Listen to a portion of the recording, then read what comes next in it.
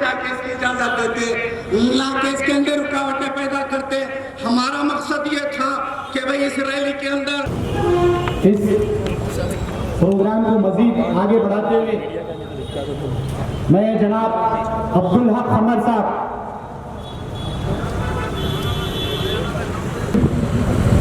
بسم اللہ الرحمن الرحیم۔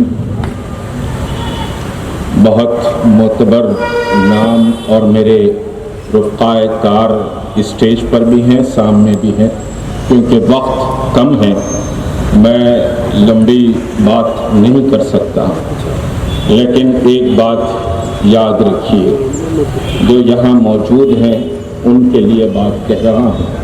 شیروں کی طرح جن سے ڈکارا نہیں جاتا، شیروں کی طرح جن سے ڈکارا نہیں جاتا، عزت کی طرف ان کو پکارا نہیں جاتا،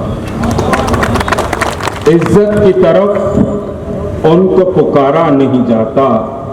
میں خانہ اکرام میں دنیا پینے نہیں دیتی، میں خانہ اکرام میں دنیا پینے نہیں دے گی، کسی نامرد کو دنیا جینے نہیں دے گی۔ ایسے اور نعرے ایسا پھسپھسی انداز سے لگا رہے ہیں، اور جو آئے یہاں بلا شبہ بھارتیہ جنتا پارٹی اور RSS کی فرقہ پرستی کے مقابلے کے لیے آئے، تو اتنے کمزور طریقے سے بات کریں تو کیسے سمجھیے نعرہ ہوگا۔ تو سیکریٹریٹ مساجد پر مفتی ابرار صاحب نے نعرہ لگوایا، ایسا دکھا کہ کوئی گھر میں خواتین بھی نہیں لگاتے مثلا۔ نعرہ تکبیر، نعرہ تکبیر، نعرہ تکبیر۔ اور اب ہاتھ اٹھا کر اس بات کا اعلان کریں کہ سیکریٹریٹ کی مساجد کا تعمیر کا کام اسمبلی سیشن کے ختم ہونے کے فوری بعد ہوگا۔ اگر نہیں ہوگا تو پھر ہم آگے کیا کرنا ہے وہ ضرور کریں۔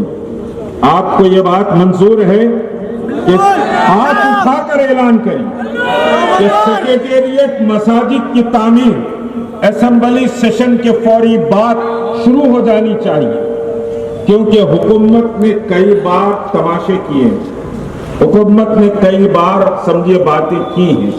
کل بھی ایک پریس کانفرنس میرے سامنے میرے احباب بتائے، چیف منسٹر نے وعدہ کیا۔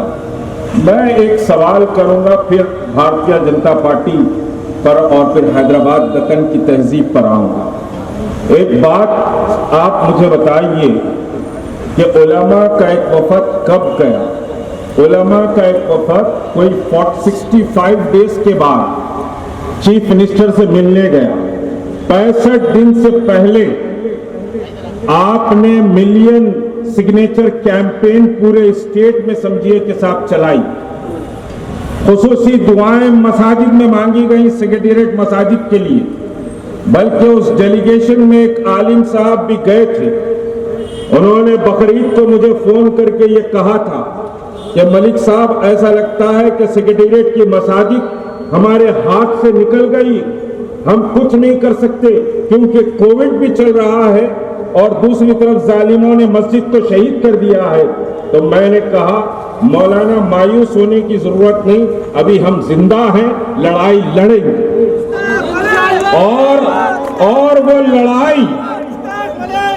لڑائی یہ جوائنٹ ایکشن کمیٹی کے یہ جو بیٹھے ہوئے لوگ ہیں، وہ لڑائی انہوں نے شروع کی لڑائی لڑنا، اور تلنگانہ کے ایک چھوٹے چھوٹے قصبے میں بھی ملین سگنیچر کیمپین کی مہم پوری طاقت سے ہوئی۔ یہاں زہر آباد کے اور دوسرے علاقوں کے ذمہ دار بھی سمجھیے کہ اس وقت آئے ہوئے ہیں، انہوں نے سگنیچر کیمپین کو چلایا، اور 1 ملین سگنیچر کیمپین کی تکمیل ہو رہی تھی تو علماء نکل کر CM کو بولنے گئے کہ ہماری مسجد شہید ہو گئی، آپ کب بناتے مول صاحب۔ اور ہمارا یہ اسٹینڈ تھا کہ ہم حکومت سے مساجد کی تعمیر پر کوئی بھیک نہیں مانگیں گے، मसाजिद हुकूमत ने शहीद की है, सड़कों पे तय करेंगे कि हुकूमत मसाजिद कैसे बनाती है।